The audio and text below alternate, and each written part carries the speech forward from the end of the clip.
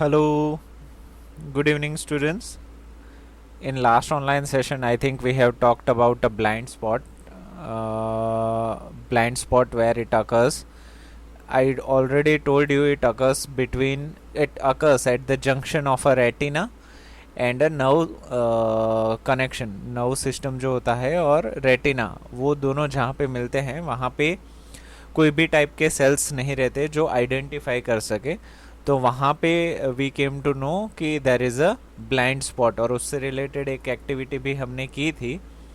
So at after that time we have talked about कि हमारी जो आंखें हैं वो 1 सेकंड के 16वें भाग तक के स्पीड की चीज़ें देख सकती है। अगर उससे ज़्यादा कोई चीज़ अगर तेज़ है तो हमारी आंखें उसको अलग अलग आइडेंटिफाई नहीं कर सकती, वो उसको एक मूविंग इमेज है वैसे समझेगी। उसके लिए मैंने बोला था कि एक बुक भी आती है, उसका बुक का नाम मुझे पता नहीं था, मैंने बताया था कि that we will cover in next online session. तो मैंने थोड़ा सा रिसर्च किया और मुझे पता चल गया कि वो बुक को बोलते हैं फ्लिप बुक। क्या बोलते हैं? Flip book. वो अलग अलग साइज़ की होती है, जहाँ पे यहाँ पे आप देख सकते हो एक छोटी सी फ्लिप बुक है जिसमें टोपी में से उड़ता हुआ दिल निकल रहा है और घूम रहा है। It is a small flip book. और यहाँ पे एक बड़ी सी फ्लिप बुक है जो पूरी स्टोरी दिखा रही है, जिसमें सिर्फ पन्ने पलटने होते हैं। But the main important thing regarding a flip book is that कि ये जो पेज आप घुमा रहे हो उसका रेट 1 सेकंड में 16 पेज से ज़्यादा होना चाहिए, तभी जाके आपको ये शॉर्ट एनिमेशन जैसा दिखाई देगा। ये दोनों फ्लिप बुक अगर आप ध्यान से देखोगे तो ये सारे बहुत सारे फोटोग्राफ्स एक बंच में इन्होंने अरेंज किए हुए हैं, क्योंकि वो उसको 1 सेकंड में 16 पेजेस से ज़्यादा बार उसको घुमा रहे हैं। तो आपका दिमाग उस फोटोज़ को अलग ना करके पूरी चीज़ को एज ए एनिमेशन ही देख रहा है। Are you getting my point? तो इसी तरीके से पुराने ज़माने में फिल्में भी दिखाया करते थे, जिसमें वो हर फोटो का रेट 1 सेकंड में 16 से ज़्यादा रखते थे। हालांकि 24 तक वो जाता था, 24 फ्रेम्स पर सेकंड, FPS जो टर्म्स यूज़ होती है। हालांकि आजकल के नए मोबाइल में भी FPS नाम का टर्म आता है, उसका मतलब है फ्रेम पर सेकंड। उतना तेज़ फ्रेम फोटो खींचती है वैसा हम बोल सकते हैं। जितने FPS ज़्यादा उतनी स्लो मोशन आप मोबाइल में ले सकते हो। That is the meaning of FPS, frame per second. पुराने ज़माने में फोटोग्राफ्स पर सेकंड ऐसा होता था। So moving on, today we will take activity 16.10 which is a bird in a cage. ये भी FPS के ऊपर ही आधारित है, बहुत ही आसान सा एक्सपेरिमेंट है। आपको अगर याद हो तो आपने कभी जो पुराने बिल्ले होते थे, for example for a soda बोतल, उसका जो कैप होता है उसको मार मार के पहले तो फ्लैट कर देते थे। शायद आपने नहीं किया होगा पर आपके पेरेंट्स ने किया होगा। वो सोडा बोतल के कैप को पूरा चपटा करके दोनों तरफ होल बना देते थे और उस होल से रस्सी डाल के उसको वो फ्लिप करते थे, घुमाते थे। वैसे ही कुछ आज हम करने वाले हैं। What we have to do, we have to take 2 square cardboards. 2 square cardboards लेने हैं जिसके आगे आपको पंछी की ड्राइंग बनानी है और उसी कार्डबोर्ड के पीछे एक पिंजरा आपको बनाना है और दोनों तरफ से रस्सी you have to pass it. जब आप इसको घुमाओगे, अगर वो कार्डबोर्ड 16 फ्रेम पर सेकंड से ज़्यादा स्पीड में घूम रहा होगा तो आपको पंछी पिंजरे में दिखाई देगा। हालांकि पंछी अलग है, पिंजरा अलग है, पर क्योंकि ये पूरा कार्डबोर्ड घूम रहा है which is more than 16 frame per second, 1 second में 16 से ज़्यादा बार वो घूम रहा है, इसी वजह से आपकी आंखें ये पंछी और ये पिंजरे दोनों को मर्ज कर देगी, एक कर देगी, जिसकी वजह से आपको ये दोनों चीज़ें एक ही फ्रेम में दिखाई देगी। जैसा कि हमने अभी फ्लिप बुक के बारे में डिस्कस किया, the same thing is that. तो इसको बनाते कैसे हैं उसको हम एक के बाद एक डिस्कस करते हैं। Get a square piece of cardboard of size 6 to 8 centimetre, 6/6 या 8/8 सेंटीमीटर का एक स्क्वायर कार्डबोर्ड ले लीजिए। Make 2 holes at shown in figure 16.6। उन दोनों की जगह यहाँ पे एक एक होल दिखाया है, बट बेटर जब स्कूल स्टार्ट हो जाएगा ये एक्टिविटी मैं खुद आपके साथ करना चाहूँगा, क्योंकि बहुत इंटरेस्टिंग है, मज़ा भी बहुत आता है। यहाँ पे 2 होल बनाने हैं, यहाँ पे 2 होल बनाने हैं, सो टोटली 4 होल हम बनाएंगे। यहाँ पे भला ये एक बोला है, but we will make 2 holes for better results. Thread a string through the 2 holes. यहाँ से एक रस्सी डाल के यहाँ से हम वापस ले लेंगे, यहाँ से दूसरी रस्सी डाल के यहाँ से वापस ले लेंगे। Draw a paste a cage on a side on a cardboard and bird of the other side. यहाँ पे ड्रॉ ऑब्लिक पेस्ट लिखा है, क्योंकि इनको भी पता है कि सभी बच्चों की ड्राइंग कुछ अच्छी नहीं होने वाली। सो या तो अगर आपकी ड्राइंग अच्छी है तो आप ड्रॉ भी कर सकते हो, और ड्रॉ करना आता नहीं है तो ज़्यादा टेंशन मत लो, एक पेज पे प्रिंट ले लो बर्ड्स की और केज की और उसको चिपका दो, वो भी सही है। Twist the string and make the cardboard twill. यहाँ पे ट्विल, यहाँ पे आर साइलेंट हो जाएगा, ध्यान रखना है। ट्विल रैपिडली, आपको क्या करना है, रस्सी डालने के बाद उसको खींचना और छोड़ना है, तो ये कार्डबोर्ड है पूरा रोटेट करेगा। तो रैपिडली होने के बाद do you see the bird in the cage, तो क्या आपको अभी पंछी पिंजरे के अंदर ही दिखाई दे रहा है? Of course we do see it.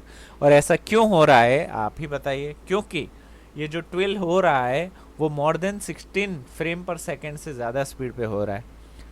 The movies that we see in actually number of separate pictures in a proper sequence, ये चीज़ ये बोल रहे हैं, but it was in a early, पुराने ज़माने की मूवीज़ में ऐसा होता था। अभी तो हालांकि बहुत ही टेक्नोलॉजी आगे बढ़ गई है, अभी की तो प्रोजेक्टर हम यूज़ करते हैं, बहुत सारी चीज़ें बदल गई हैं, मोशन पिक्चर्स आ गए हैं, तो अभी ये चीज़ें यूज़ नहीं होती।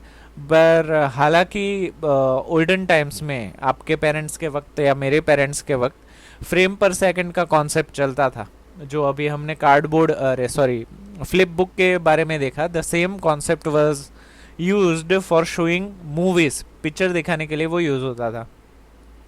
दे are made to move across the eye usually at the rate of 24 pictures per second. जैसा मैंने बताया था, मूवी दिखाते वक्त वो frame rate 24 picture per second, मतलब एक सेकंड में 24 पिक्चर बदल रही है। फ्रेम वो एक ही पिक्चर है जो धीरे धीरे धीरे करके आगे बढ़ रही है, faster than 16 per second obviously. So we see a moving picture, जिसकी वजह से हमें एनिमेशन मतलब मूविंग पिक्चर का फील आता था।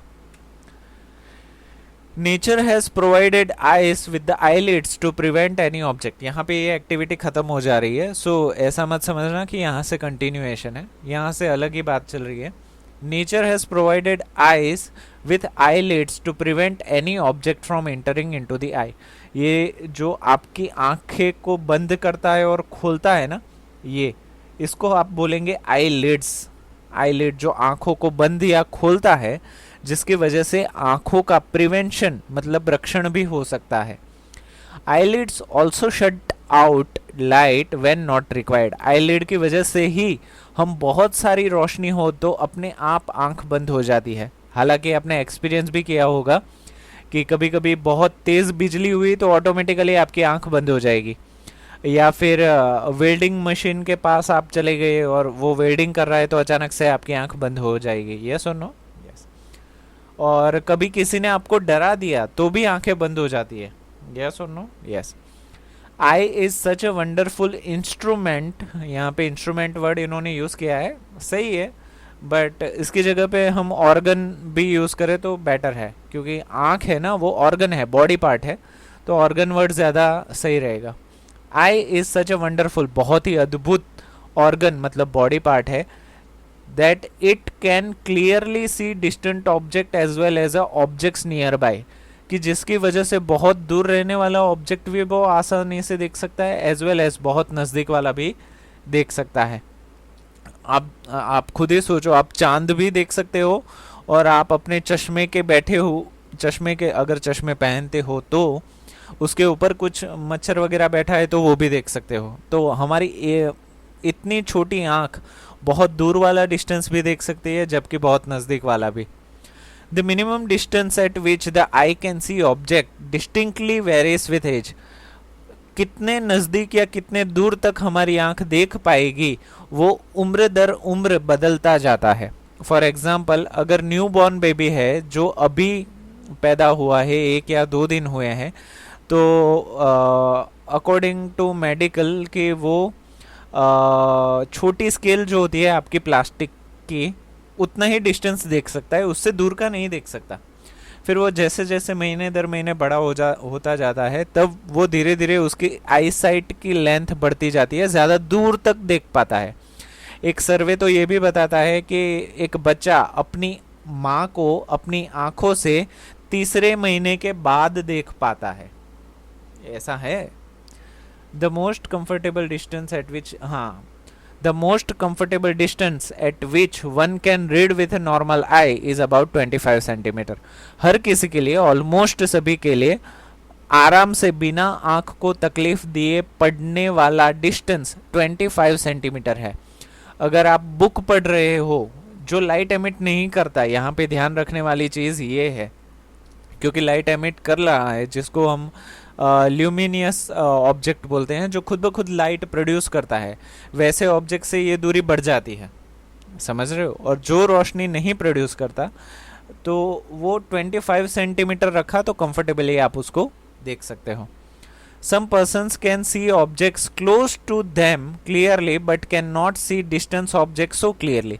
कुछ लोग वैसे भी होते हैं जिन्हें नज़दीक की चीज़ें तो आराम से दिख जाती है, पर दूर की चीज़ें आराम से नहीं देख पाते। ऑन द अदर हैंड, दूसरे हाथ पे, सम persons can not see objects nearby clearly but they can see the distance objects quite well। कुछ लोग वैसे भी होते हैं जिनको नज़दीक की चीज़ें ठीक से नहीं दिखती पर दूर की क्लियरली दिख जाती है। तो ऐसे लोगों को आईसाइट का प्रॉब्लम हम कहते हैं, जो आसानी से चश्मे पहन के क्लियर हो जाता है। With suitable corrective lenses this defect of eye can be corrected। तो ये जो प्रॉब्लम है आंखों का, वो करेक्ट किया जा सकता है। चश्मे भी पहन सकते हो, लेंसेज भी पहन सकते हो, और आजकल तो नया भी है कि you can make a operation with a laser operation करवा के जितने भी चश्मे के नंबर है उनको आप उतरवा सकते हो। इसमें और एक चीज़ मैं ऐड करना चाहूँगा कि जो लोग नज़दीक का नहीं देख पाते उनके आँखों के नंबर पॉजिटिव होते हैं, और जो लोग दूर का नहीं देख पाते उनके आँखों के नंबर नेगेटिव होते हैं।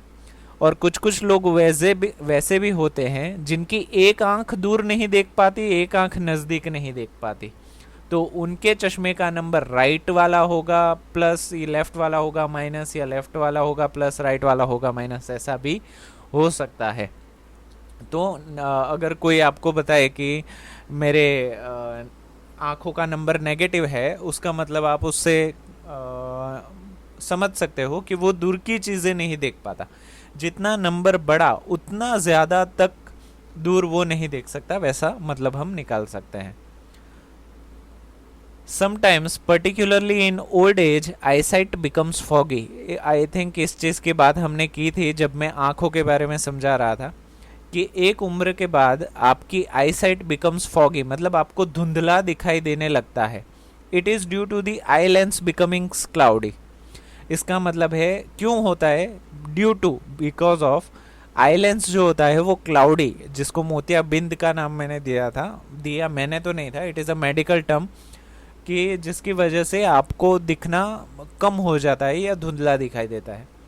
When it happens, persons are said to have a cataract। ये मोतियाबिंद का इंग्लिश नाम है कैटरैक्ट। तो जब ये चीज़ होती है तो हम बोल सकते हैं कि उस पर्सन को या तो मोतियाबिंद बोलो शुद्ध हिंदी में, या फिर कैटरैक्ट हुआ है, वैसे भी हम बोल सकते हैं। There is a loss of vision sometimes extremely severe, मतलब उस इंसान को पूरा दिखाई देना ही बंद हो सकता है, और समटाइम्स एक्सट्रीमली सीवियर मतलब बहुत उसको, मतलब सिर्फ रोशनी ही दिखाई देगी, कुछ वो आइडेंटिफाई नहीं कर पाएगा, उतनी सेवेरे प्रॉब्लम भी हो सकती है। It is possible to treat this defect. ये जो प्रॉब्लम है, ये जो बीमारी है, उसको भी ठीक किया जा सकता है। The OPEC lens is removed and a new artificial lens is inserted. ये ओपेक लेंस मतलब जो मौजूदा लेंस है हमारी आंखों का, मैं आपको एक बार दिखाई देता हूँ फिर से। हाँ, ये जो आप ट्रांसपेरेंट लेंस देख रहे हैं ना, ओपेक, इसको वो लोग लेज़र से काट देंगे पूरा, और उसकी जगह पे नया आर्टिफिशियल लेंस वहाँ पे बिठा देंगे, तो आपको जो वो प्रॉब्लम है मोतियाबिंद की वो क्लियर हो जाएगी. Artificial lenses inserted. Modern technology has made this procedure simpler and safer. यहाँ पे मैं बता दूं कि बहुत सारे लोगों को जब आँख की बात आती है तो डर लगने लगता है, क्योंकि ऑब्वियस है हमारी बॉडी का सबसे इम्पोर्टेंट पार्ट है आँख. तो उसके साथ छेड़खानी करना मतलब हमारा हार्ट रेट ऑफ कोर्स बढ़ जाएगा उसके ऊपर कुछ होने के, क्योंकि जो भी आई ऑपरेशन होते हैं उस वक्त आपकी आंखें खुली रहती है, आपको बेहोश किया जाता है, but you can see everything. आपकी आंखों में क्या हो रहा है, कैसे हो रहा है, वो सारी चीज़ें आप अपनी आंखों से देख सकते हो. और मेडिकल में जितना ज़्यादा देखते हो उतना ही ज़्यादा डर लगता है. तो आँख के ऑपरेशन के लिए हिम्मत तो चाहिए, बट अभी टेक्नोलॉजी इतनी अच्छी है कि ज़्यादा तकलीफ़ नहीं होती, पता भी नहीं चलता. सिर्फ आपने अपने डर के ऊपर काबू पाना होता है, क्योंकि डर के आगे काबू पा लिया तो आप बाकी चीज़ें तो डॉक्टर को करनी होती है, आपको तो सिर्फ लेटे रहना होता है. So it is very important कि इतना इम्पोर्टेंट पार्ट है हमारा आँख, तो उसका हम ध्यान रखें ताकि फ्यूचर में ऐसी कोई चीज़ें हमें ना करवानी पड़े. तो 16.8 care of the eyes we will take in next online session. आज के लिए बस इतना ही रखते हैं. सो रिवाइज करते रहिए और अपनी आँखों का ध्यान रखें, ठीक है, क्योंकि it is important. Till then, thank you so much.